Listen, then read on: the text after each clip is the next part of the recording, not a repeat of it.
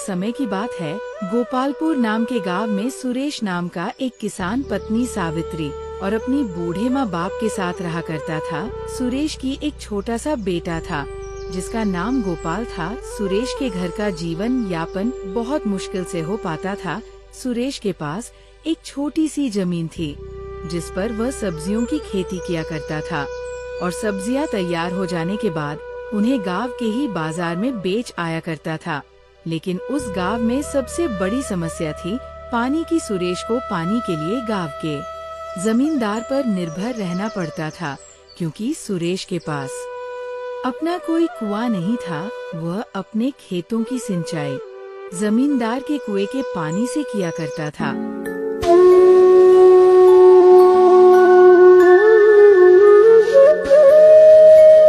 सब्जी ले लो हरी भरी ताजी ताजी सब्जियां ले लो केवल 20 रुपए किलो। केवल 20 रुपए किलो में हरी भरी ताजी ताजी सब्जियां ले लो। अरे सुरेश बेटा कैसे हो? घर में सब ठीक तो है ना? और गोपाल बेटा कैसा है?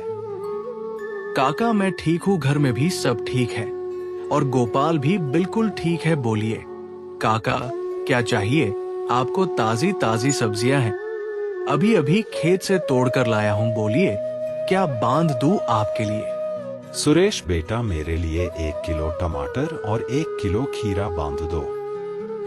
ठीक है काका, अभी बांध देता हूँ। अच्छा सुरेश बेटा मैं चलता हूँ, ध्यान रखना अपना। ठीक है काका, आप भी अपना ध्यान रखना और काकी को मेरा नमस्ते कहना।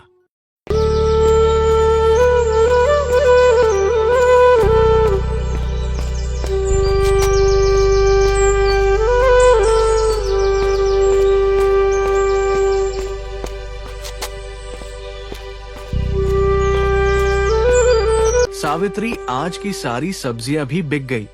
ये लो, ये पैसे संभाल के रख देना। मैं सोच रहा हूँ इस बार खेती के लिए बाजार से अच्छी गुणवत्ता वाले खाद्य ले आओ।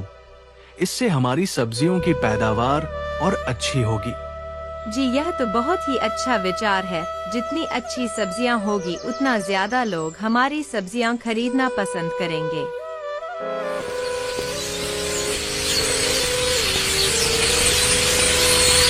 सुरेश अपने खेतों में काम कर रहा था, तभी वहाँ पर जमींदार अभित्यानंद आता है और सुरेश से कहता है, सुरेश भाई कैसे हो? खेतों का काम कैसा चल रहा है?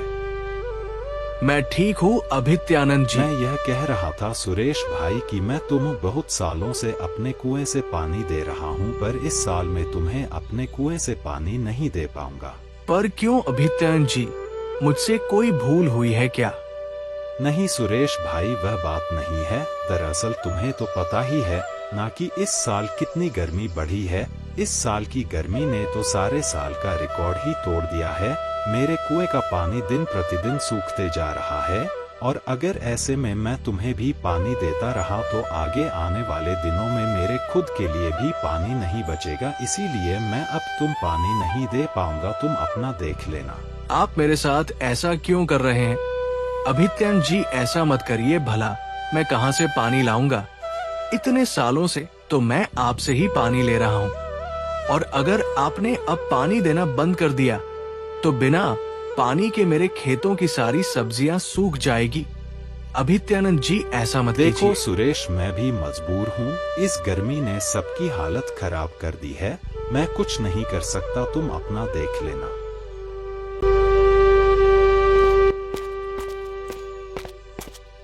ये सुनकर सुरेश मन ही मन बहुत दुखी हो जाता है और घर जाकर सारी बात अपनी पत्नी को बताता है। यह क्या हो गया भाग्यवान, अब यह कौन सी नई विपदा आ पड़ी है? अब हमारे घर का गुजारा कैसे होगा? बिना पानी के हमारे खेतों की सिंचाई कैसी होगी? है प्रभु आप तो सब देख रहे हैं ना, अब आप ही कुछ हमारी मदद करो प्रभु, हम बड़ी दुविधा में हैं। जी आप चिंता मत कीजिए, एक बार मैं अभित्यानंद जी से बात करके देखती हूँ। ये कहकर सावित्री जमींदार से मिलने उनके घर की ओर निकल पड़ती है। अभित्यानंद जी घर में हो कि नहीं? अरे कौन है भाई? रुको आता हूँ। अरे सावित्री तुम हो, कहो मेरे घर कैसे आना हुआ? अभित्यानंद जी, मुझे गोपाल के पापा ने बताया कि आपने हमें कुएं का पानी देने से मना कर दिया है।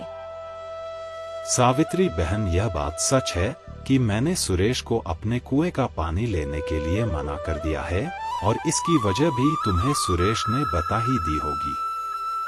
पर अभित्यानंद जी, आप यह तो सोचिए ना कि हम इतने सालों से आप ही के कुएं के पानी से अपने खेतों की सिंचाई कर रहे हैं। हमारे पास कोई दूसरा साधन भी नहीं है। ऐसे में हम पानी कहां से लाएंगे और अपने खेतों की सिंचाई कैसे करेंगे?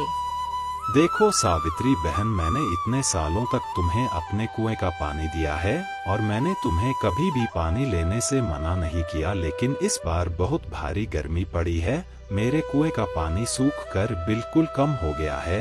अगर मैं तुम्हें अपने कुएं का पानी देता रहूंगा तो इस गर्मी में मुझे पानी की बहुत समस्या होगी। सावित्री जमींदार अभित्यानंद को कुएं का पानी देने के लिए बहुत मनाने की कोशिश करती है, मगर जमींदार नहीं मानता है और सावित्री दुखी होकर थक हार अपने घर की ओर निकल पड़ती है।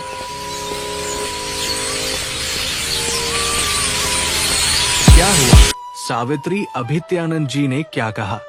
अजी, जमींदार जी ने पानी देने से मना कर दिया। वह कह रहे थे अगर मैं तुम्हें पानी देता हूँ तो मुझे गर्मियों में बहुत परेशानी होगी। पानी के बिना क्या होगा? भाग्यवान, हमारे सारे खेत तो सूख जाएंगे। दोनों पति पत्नी इस बात से बहुत दुखी थे। सुरेश को तो आज रात बिल्कुल नींद ही नहीं आ रही थी। सुरेश वह बस अपने खेतों के बारे में ही सोच रहा था। सोचते सोचते को एक विचार आता है। हमारे पास इतने पैसे तो नहीं है कि हम मजदूर से कुआं खुदवा सके, लेकिन मैं सोच रहा हूँ अगर कुआं खोदने का काम मैं अकेले ही शुरू कर देता हूँ। हाँ, यही ठीक रहेगा। अरे सावित्री, सुनती हो? क्या हुआ गोपाल के पापा, आप सोए नहीं अभी तक? सावित्री, मुझे एक विचार आया है, क्यों ना हम खुद से अपना कुआं खोदे? जी, विचार तो आपका बहुत अच्छा है, लेकिन अगर हम दोनों ही कुआं खोदेंगे तो इसमें हमें काफी दिन लग जाएंगे। सावित्री, वो तो है, लेकिन और कोई रास्ता भी तो नहीं है, और हमारे पास इतने पैसे भी नहीं है कि हम दूर से कुआं खुदवा सके। आप ठीक कहते हैं सुरेश जी, हम कल से ही कुआं खोदने के काम में जुट जाएंगे। चलिए अभी आप सो जाइए।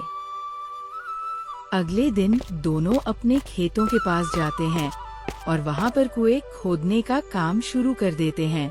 सुरेश जी, इस बार तो बहुत ज्यादा गर्मी पड़ रही है। इतनी गर्मी में तो बहुत बुरा हाल हो रहा है, बार बार प्यास लग रही है।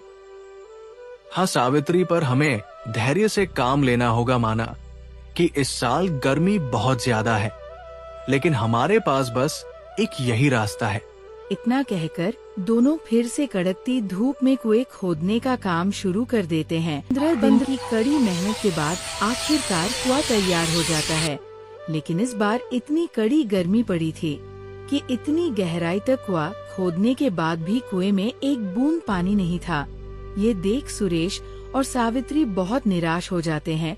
निराश मन से दोनों घर आ जाते हैं और अपनी आंगन के पेड़ की छाव में बैठकर आराम करते हैं। हे भाग्यवान, इतनी मेहनत करने के बाद भी एक बूंद पानी नहीं हुआ। हाय रे गर्मी, अब तो घर में भी पानी नहीं बचा है। बहुत मुश्किल से 2 घड़े संभाल कर रखे थे, वो भी खर्च हो गए। सावित्री, बहुत प्यास लगी है, अंदर जाकर देखो क्या घड़े में थोड़ा सा पानी है। हाँ ठीक है, अभी देखती हूँ। घर में बहुत थोड़ा सा ही पानी बचा था। सावित्री पानी का गिलास लेकर आ जाती है। बेटा, क्या थोड़ा सा पानी मिलेगा? बहुत प्यासा हूँ, गला प्यास से सूखे जा रहा है। दूर दूर तक कहीं पानी नहीं दिखा। सावित्री और सुरेश साधु की ऐसी हालत देखकर उन्हें पानी दे देते हैं। मुझे माफ करना बाबा, हम गरीबों के पास इतना भी नहीं है कि पानी के साथ आपको कुछ मीठा दे सके। बस एक यही पानी है, आप इसे पीकर अपनी प्यास बुझा लीजिए। बेटा, मेरे लिए बस यही पर्याप्त है। प्यासे गले को किसी मिठास की नहीं, बल्कि बस पानी की ही जरूरत होती है। धन्यवाद बेटा, मैं बहुत देर से प्यासा था, दूर दूर तक कहीं पानी नहीं दिखा, ऐसा लग रहा था बिना पानी पिए अभी चक्कर खाकर गिर जाऊंगा, लेकिन भला हो तुम्हारा जो मुझे तुम दिखे। बाबा आप तनिक यहाँ छाव में बैठकर विश्राम कर लीजिए, आपको अच्छा लगेगा। नहीं बेटा, अभी मुझे बहुत जरूरी काम के लिए जाना है, मैं रुक नहीं सकता, लेकिन हाँ मैं तुम्हें एक चीज देना चाहता हूँ। यह मटकी, यह बहुत पुरानी मटकी है जो काफी सालों से मैं संभाल कर रखी थी। मैंने सोचा अब बुढ़ापे में इसे क्या लेकर दर दर भटकता फिरूं, कोई भला इंसान दिखेगा तो उसे दे दूंगा। लगता है अब इस मटकी के लिए मालिक मिल गया है। यह लो, इस मटकी को तुम अपने पास रखना, और हाँ, इसे साधारण मटकी समझने की भूल मत करना। इस मटकी में तुम कोई भी ऐसी चीज डाल सकते हो जिसकी तुम्हें सबसे ज्यादा जरूरत है। अच्छा बेटा, तो मैं अब चलता हूँ। इतना कहकर साधु वहाँ से चले जाते हैं। सावित्री बाबा ने कहा, इस मटकी में वही चीज डालना जिसकी तुम्हें जरूरत है। अभी तो हमें पानी की जरूरत है, लेकिन इस मटकी में डालने के लिए हमारे पास पानी नहीं बचा है। रुकिए, मैं देखती हूँ, इस ग्लास में थोड़ा बूंद पानी का बचा है, क्यों ना यही डालकर देखा जाए। सावित्री ग्लास में पड़े पानी की कुछ बूंदे घड़े में डालती है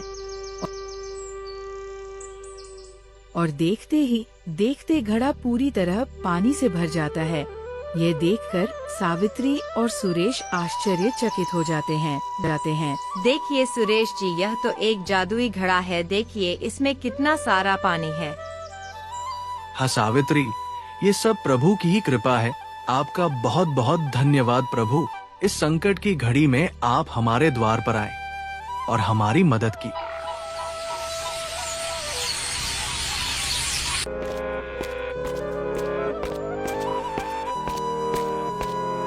अगले दिन सुरेश और सावित्री दोनों अपने खेतों पर काम के लिए निकल जाते हैं और अपने साथ में पानी की मटकी भी ले जाते हैं। सावित्री पानी की मटकी को कुएं के ऊपर रख देती है और दोनों अपने काम में लग जाते हैं।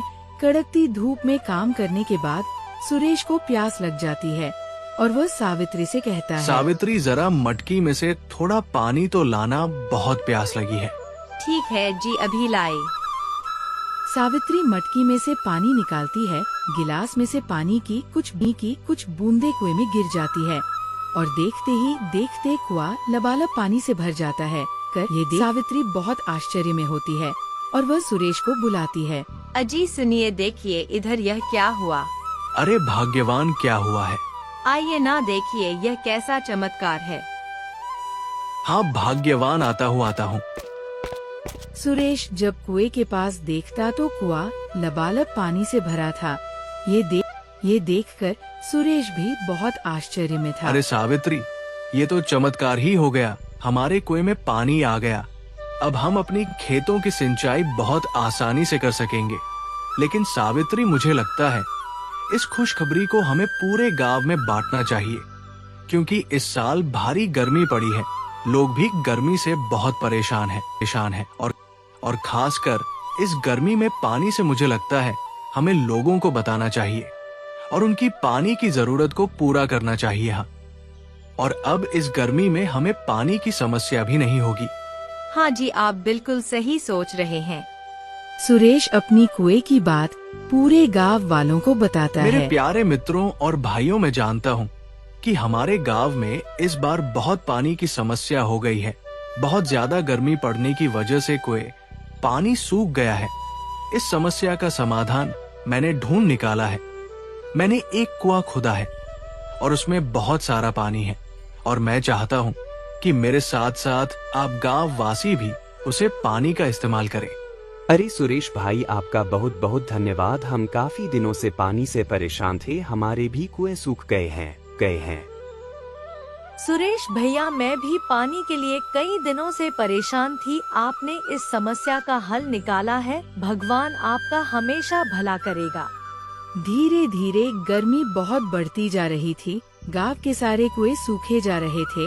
अब गांव में केवल एक ही कुआं था जिसमें पानी था, वो था सुरेश का कुआं। गांव के लोग सुरेश के कुएं से पानी ले जाया करते थे।